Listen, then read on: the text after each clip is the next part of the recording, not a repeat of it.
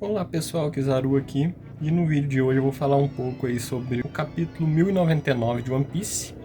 Semana passada eu não gravei nenhum vídeo porque eu realmente não estava com muita motivação para gravar vídeo, e além disso eu não tive mesmo muita oportunidade para gravar vídeo. Mas eu posso falar um pouquinho sobre o 1098 também antes de falar sobre o 1099, porque o 1098 foi um dos capítulos mais trágicos, né, e mais sombrios de toda a história de One Piece. A gente vê nesse capítulo o Kuma perder a Ginny, né, que foi raptada por um Tenryubito, e a gente descobre também que a filha do Kuma, na verdade, é a filha de um Tenryubito com a Ginny, ou seja, a gente sabe muito bem o que é que aconteceu, né? Não preciso explicar aqui. Mas com certeza foi um capítulo muito pesado e um dos mais tristes aí de toda a obra, na minha opinião.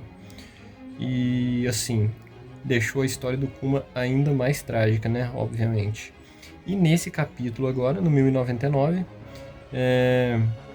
a gente vê que o Kuma salvou o reino novamente lá do tal rei Bekori, que tinha voltado para lá e estava tentando fazer algo parecido com o que eles fizeram lá no Terminal Cinza, que é basicamente acabar com toda a população que não pagava ali os tributos celestiais, e é isso aí, fazer tipo uma limpeza, né, como eles dizem lá, no país de uma forma geral. Mas aí a gente vê que o Kuma estava já muito nervoso e não deixou isso acontecer. Ele destruiu o castelo principal lá. E depois disso, o pessoal do reino de Sorbet começou a chamar o Kuma de rei. Ele foi coroado, inclusive, o novo rei do reino de Sorbet. Só que depois de um tempo, eles descobrem aí que o rei Bekori novamente estava tentando voltar para lá. E aí o Kuma decide sair do reino e deixa com um outro rei anterior, um rei bondoso chamado Bulldog, aparentemente. Ele deixa o reino nas mãos desse cara aí e deixa a Bonnie para trás também. Porque além dele impedir novamente, destruindo todos os navios que estavam indo tentar tomar de volta o reino desse Bekor e tudo mais, além disso ele saiu numa jornada para tentar achar a cura para a doença da Bonnie, porque ela tinha um tempo de vida que ela não poderia passar, né? 10 anos, se não me engano, é o máximo de vida que ela teria, por causa da doença dela das escamas lá, que eu não me lembro o nome exatamente agora. Escamas de safira, né? Se não me engano. E toda essa parte me lembrou bastante lá o flashback do Corazon com o Lau, porque o Corazon fez algo parecido também para tentar salvar o Lau, né?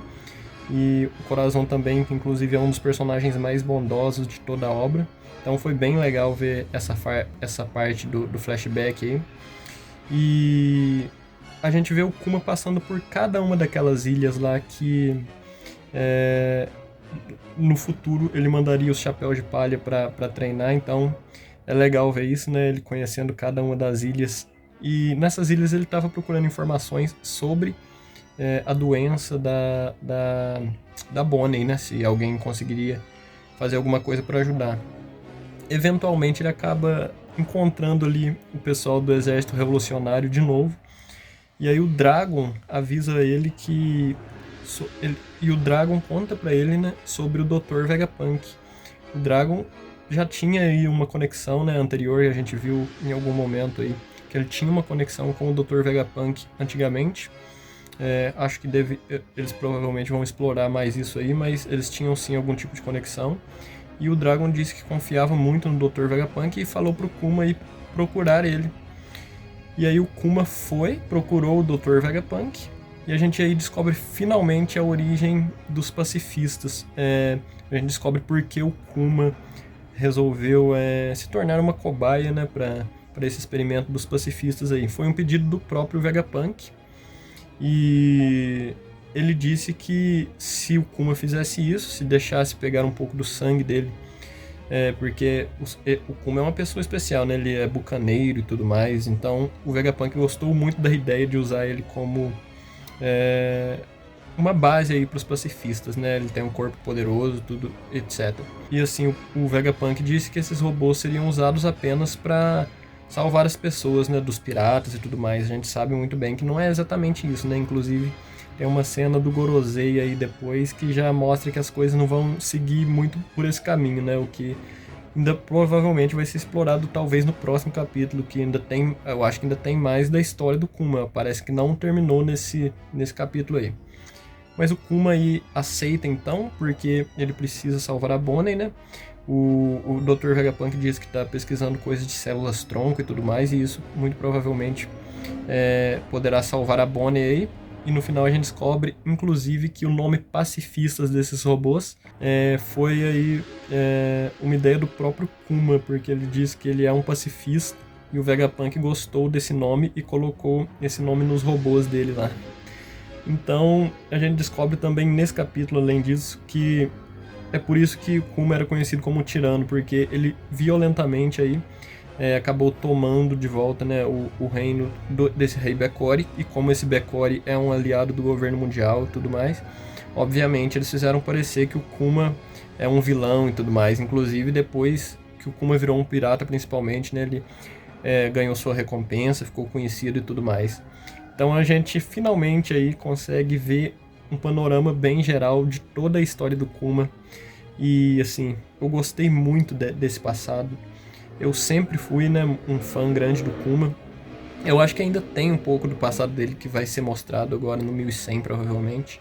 Apesar que o 1100 eu acho que já deve voltar assim para Egghead, mas deve ter mais um pouco ainda do passado dele, porque ainda não foi explicado exatamente a transformação dele próprio em um pacifista. Foi explicado a criação dos outros pacifistas, mas não a dele próprio.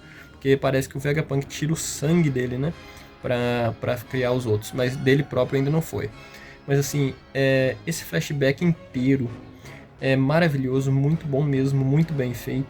O Oda conseguiu conectar aí tudo que a gente tinha visto desde o início do Kuma, todas as aparições dele até agora. Sempre que ele aparecia, as coisas ficavam mais e mais interessantes, né? Mais e mais misteriosas. E eu sempre gostando dele cada vez mais. E o Oda realmente, assim, nessa história do Kuma, ele realmente não desapontou. Ele fez muito bem feito. Tudo faz muito sentido.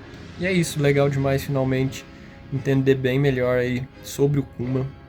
Como eu já disse em um vídeo anterior, ele é meu personagem favorito agora.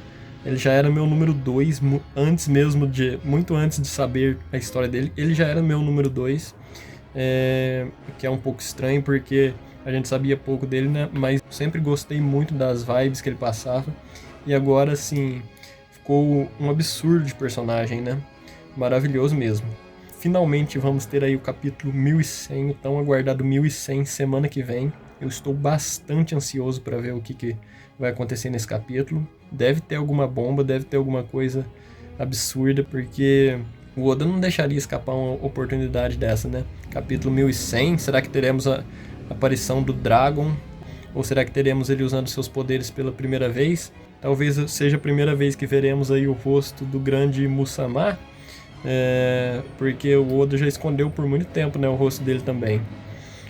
Pode ser várias coisas, tem muita coisa acontecendo em One Piece, então assim, é muito difícil de prever o que vai acontecer nesse 1100, mas que eu estou ansiosíssimo, isso eu estou. Isso é tudo então, se gostaram desse vídeo deixem seu like aí, comentem, se inscrevam no canal e até a próxima então galera, falou!